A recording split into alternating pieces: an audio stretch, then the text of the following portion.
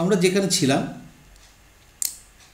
তাহলে globular structure, plasma membrane, এবং এরা কী কী হিসাবে কাজ করে না, স্ট্রাকচার, এনজাইম, রিসেপ্টার, ক্যারিয়ার, এগুলো আমাদের পড়া হয়ে গেছে, ঠিক আছে। এটিপিএস, এই পারমিয়েজ হিসেবে কাজ করে ক্যারিয়ারটা। নেক্সট যেটা হচ্ছে ডায়াগ্রাম, এবার একটু ভালো করে বুঝে নেব যে প্লাজমা মেমব্রেন, তাহলে এটা হচ্ছে হেড, হেড হচ্ছে পোলার, আর হচ্ছে টেল হচ্ছে নন পোলার। দিস ইজ ফসফোলিপিড বলে দেওয়া আছে। পেরিফেরাল, পেরিফেরাল প্রোটিন, এবং এটা হচ্ছে ইন্টিগ্রাল প্রোটিন। এখানে দুটো ইন্টিগ্রাল প্রোটিন আমরা দেখতে পাচ্ছি, একটা হচ্ছে চ্যানেল প্রোটিন, দিস ইজ চ্যানেলের মতন, এগুলো আমরা ডিটেলসে পড়বো পরে। চ্যানেল প্রোটিন অনেক কিছু হতে পারে, এখানে দুটো পটাশিয়াম আসলো, এখান থেকে চলে গেল 3টে সোডিয়াম, তাহলে তখন হয়ে গেল sodium potassium pied. This is career protein, একে ক্যারি করবে। এছাড়াও আছে রেসপন্স করার জন্য গ্লাইকোপ্রোটিন। কেন প্রোটিন? এটা হচ্ছে পেরিফেরাল প্রোটিন, দিস ইজ হচ্ছে পেরিফেরাল প্রোটিন, এটা হচ্ছে পেরিফেরাল প্রোটিন। তার সঙ্গে যুক্ত আছে কি? যুক্ত আছে সুগার। এই সুগারটা হচ্ছে অলিগোস্যাকারাইড, মনে রেখো কিন্তু, অলিগোস্যাকারাইড মানে 3 থেকে 9-এর মধ্যে কার্বন সংখ্যা সমন্বিত, 3 থেকে 9-এর মধ্যে কার্বন সংখ্যা সমন্বিত যে সুগার, তাকে অলিগোস্যাকারাইড। মনোস্যাকারাইড মানে হচ্ছে একক শর্করা, যে শর্করা কোনো অবস্থাতেই আমাদের খাদ্যনালীতে পুনরায় বিয়োজিত হতে পারে না এনজাইম দ্বারা, কিন্তু সেটা কিন্তু কোষের মধ্যে গিয়ে বিয়োজিত হতে পারে। ডাইস্যাকারাইড মানে 2টো, ট্রাই মানে 3টে, 3-এর পর থেকে আমরা বলি অলিগোস্যাকারাইড। তাহলে এগুলো অলিগোস্যাকারাইড দিয়ে তৈরি। নেক্সট 10-এর পর থেকে যখন শুরু হয় তাকে বলি পলিস্যাকারাইড, পলিস্যাকারাইড। এবার যেটা বলার জন্য এখানে এসছি, এই নিচের ডায়াগ্রামটা দেখতে পাচ্ছ, এই ফ্লিপ ফ্লপ খুব রেয়ার দেখা যায়। কার ক্ষেত্রে? লিপিডের ক্ষেত্রে। ভালো করে বোঝো, মানে এখানের লিপিডটা এখানে আসতে পারে, আবার এখানটা এখানে যেতে পারে। আর ল্যাটারাল মুভমেন্ট মানে এ এখানে যেতে পারে, এ এখানে আসতে পারে, এটা কিন্তু সবসময় ঘটে। আর ফ্লিপ ফ্লপ খুব কম হয় না। আর এই পেরিফেরাল প্রোটিন যদি হয়, তার এরকম ল্যাটারাল মুভমেন্ট হবে, এদিকে এদিকে যেতে পারবে, কিন্তু এ কখনোই এখানে আসতে পারবে না, ফ্লিপ ফ্লপ হবে না, বা এখানে কোনো পেরিফেরাল প্রোটিন এখানে যেতে পারবে না। তাহলে flip flop is absent in peripheral protein, আর rarely present in case of lipid. খুব ইম্পর্টেন্ট ডায়াগ্রাম, এনসিইআরটি ডায়াগ্রাম, যেটা বলছিলাম যে এই দেখো সুগার, এই যে হলুদ রঙের অংশ, এগুলো হচ্ছে সুগার। সুগার এটা কি আছে? অলিগোস্যাকারাইড,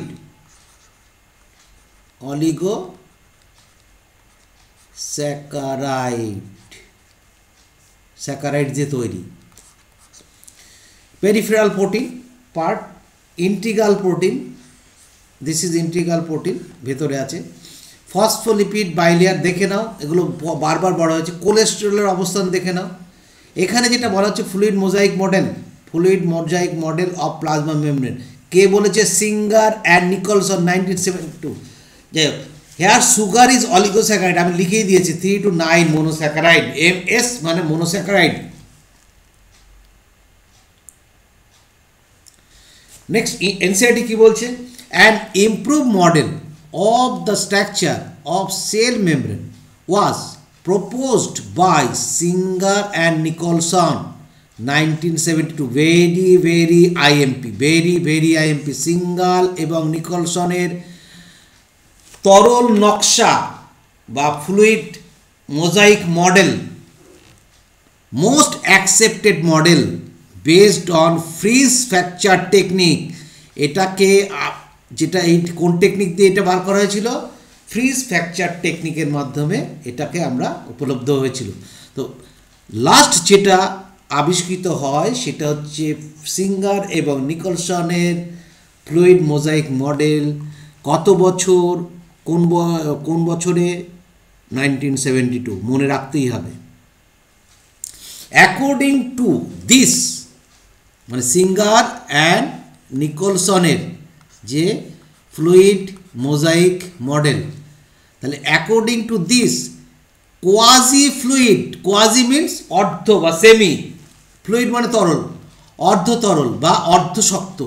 অর্ধশক্ত কেন? তরল হলো না কেন? কারণ তরল হতে গেলে পরে প্রোটিন থাকলে চলতো না, প্রোটিন থাকলে চলবে না, লিপিড এবং কোলেস্ট্রল। সেটা quasi fluid nature of lipid.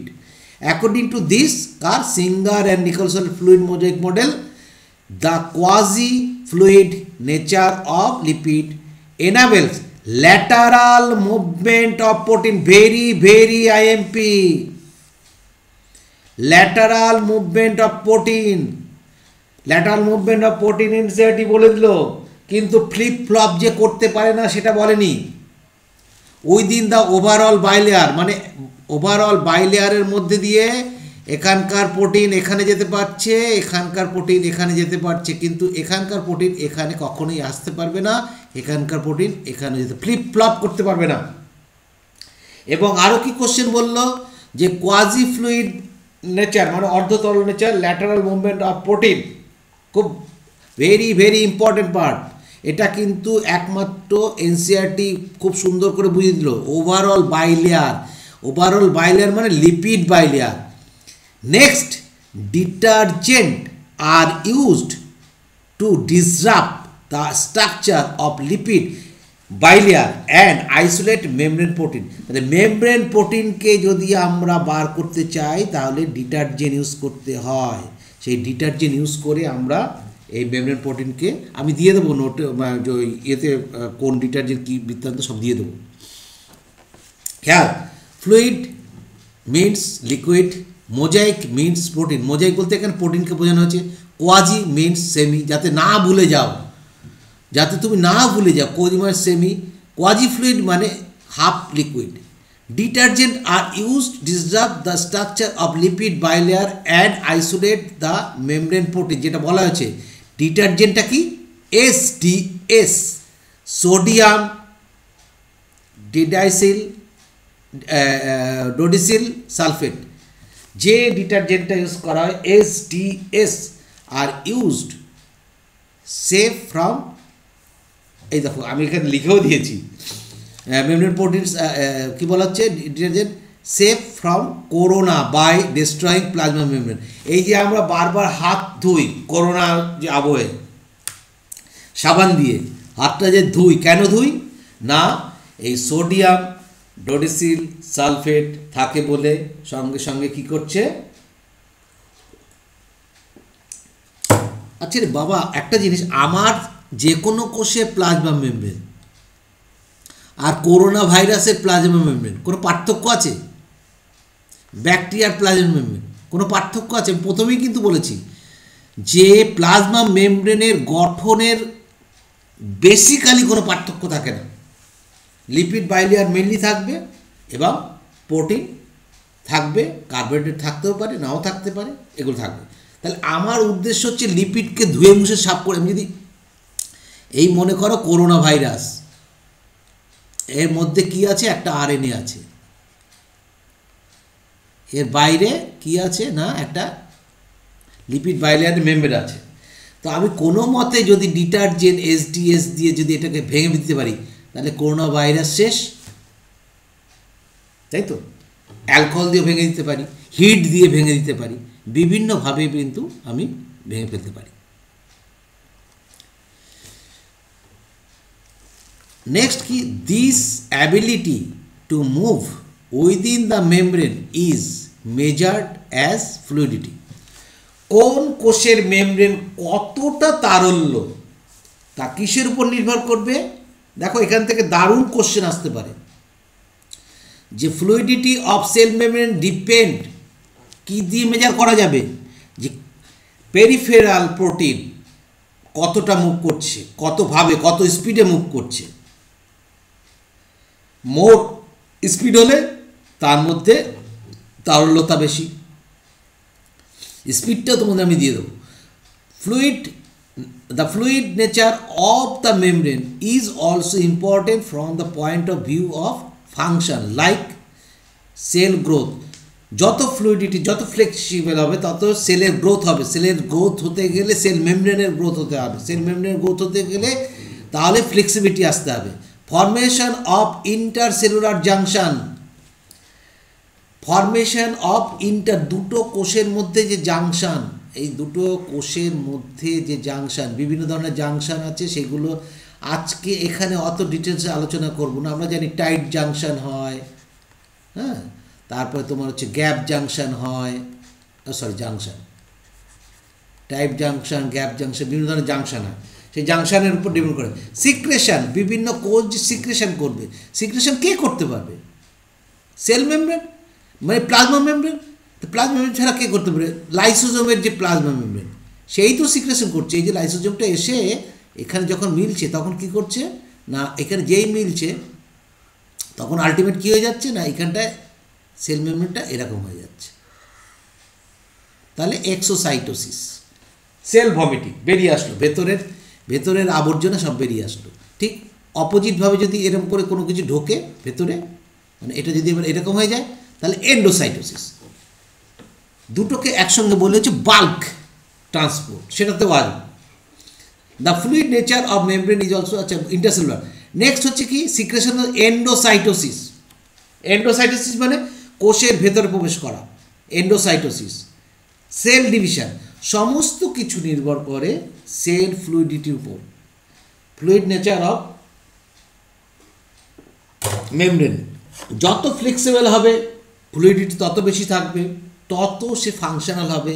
Sell growth, formation of intercellular junction, এই যে লাইনটা এখানের, এই লাইনটাকে পুরো মুখস্থ একদম, কী কী কাজ করতে পারে, কিসের উপর ডিপেন্ড করে না, ফ্লুইড নেচারের উপর ডিপেন্ড করে।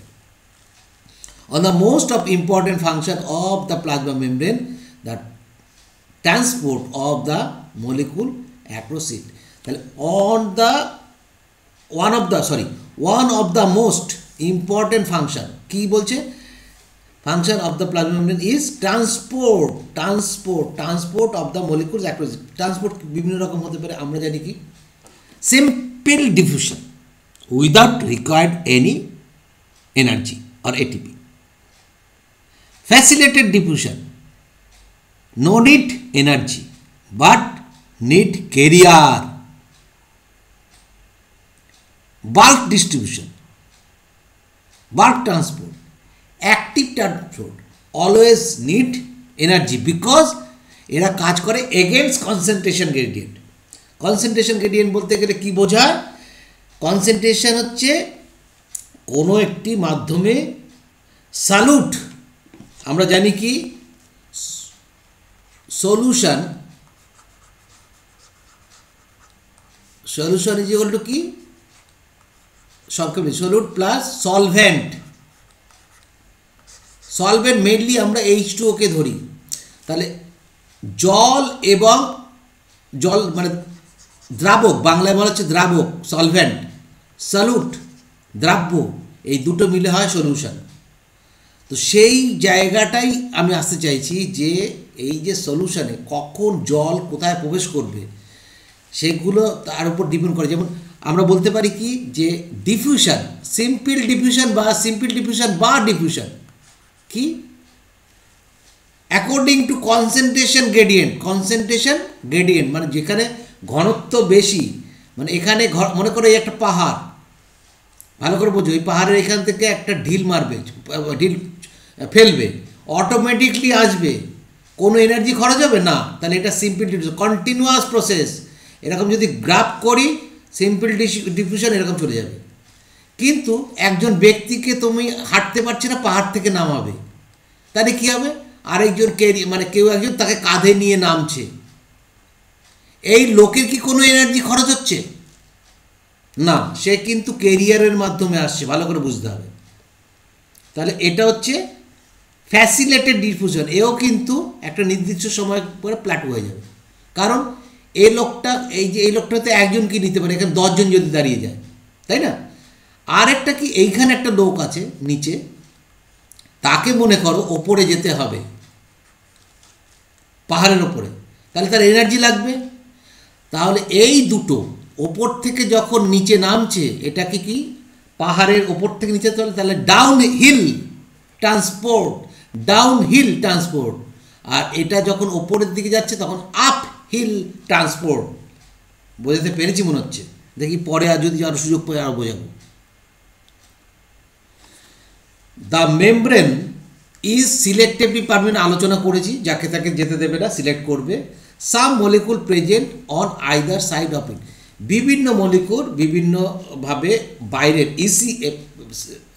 সেলের মেমব্রেনের, এই সেলের মেমব্রেনের বাইরে এক্সটেরিয়ার পার্ট, আর এটা হচ্ছে ইন্টেরিয়ার পার্ট, এর ভেতরে এবং এই বাইরে এবং ভেতরে বিভিন্ন মলিকুল থাকে।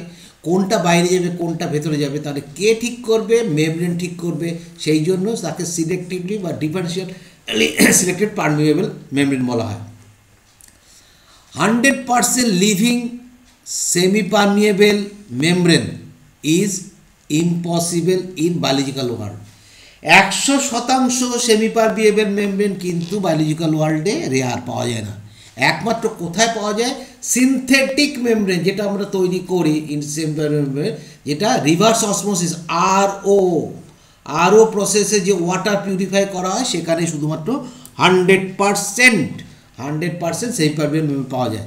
নেক্সট কি বলছে, many molecules can move briefly across the membrane without any requirement of energy, this is called passive. এই কিছুক্ষণ আগে বললাম প্যাসিভ, তার মানে এই যেখানে পাহাড়টা এঁকেছিলাম, এই পাহাড়ের উপর থেকে একটা ঢিল যখন মাটিতে পড়ছে, প্যাসিভ। একটা লোক যখন কারো কাঁধে চড়ে নামছে, প্যাসিভ, কিন্তু ফ্যাসিলিটেড, কোনো ক্যারিয়ারের মাধ্যমে যাচ্ছে, without required energy according to the concentration gradient of molecules, that is from high to low concentration. যেমন মনে করো এখানে আমি কি করলাম না, জলের মধ্যে আমি অনেকগুলো একটা মিশ্রিত দানা ফেলে দিলাম, তাহলে এটা হাই কনসেন্ট্রেশন থেকে আস্তে আস্তে যেতে থাকবে এখানে, তাহলে এখানে হাই কনসেন্ট্রেশন থেকে লো কনসেন্ট্রেশনে যাবে।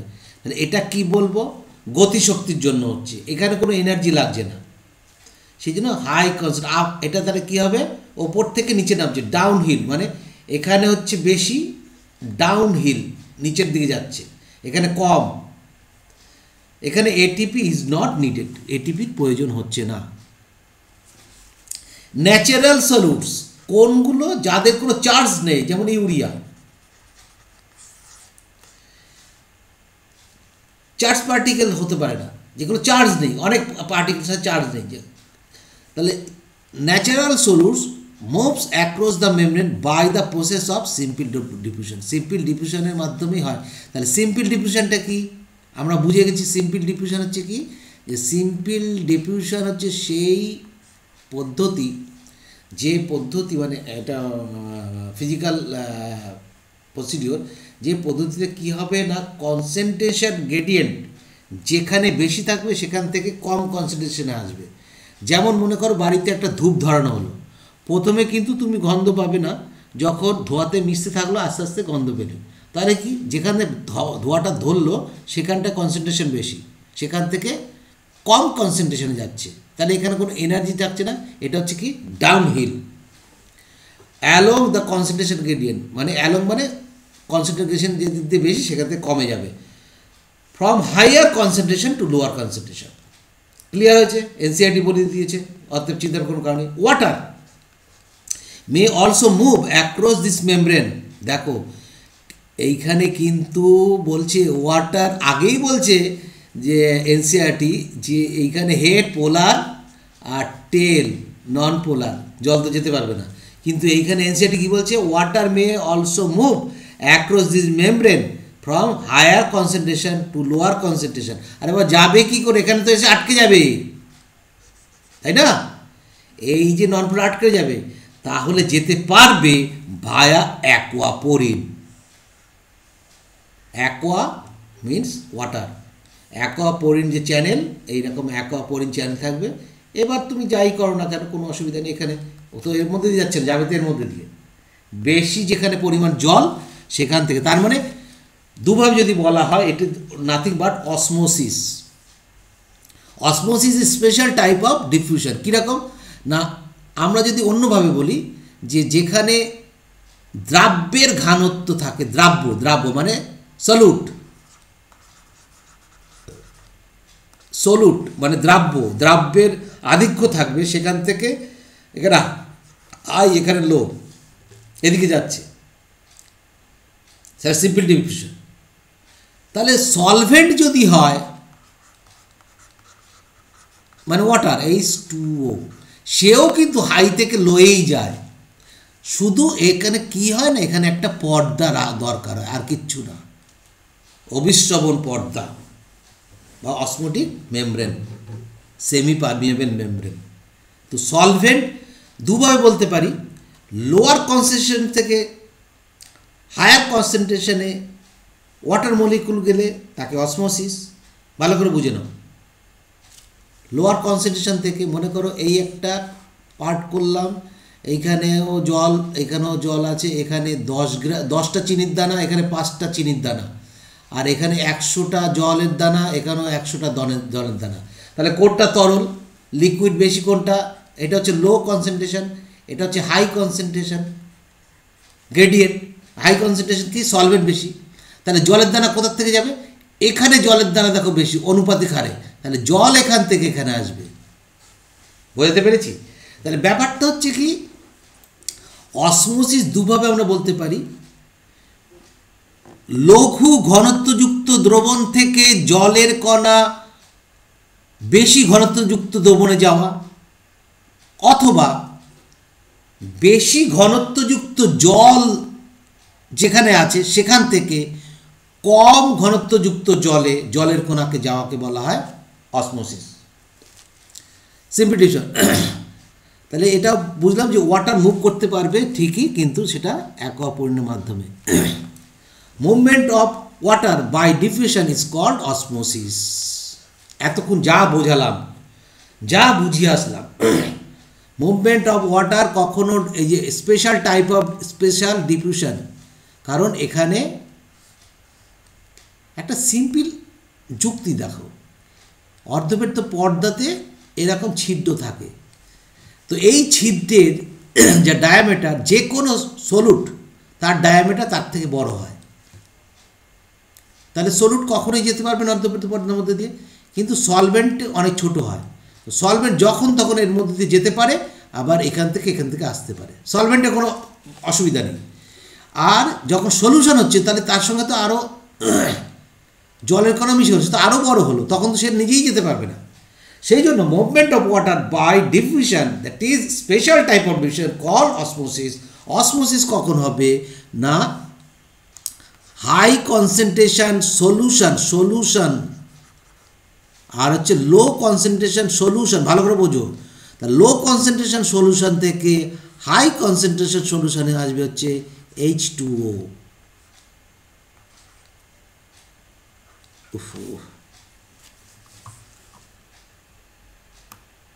H2O।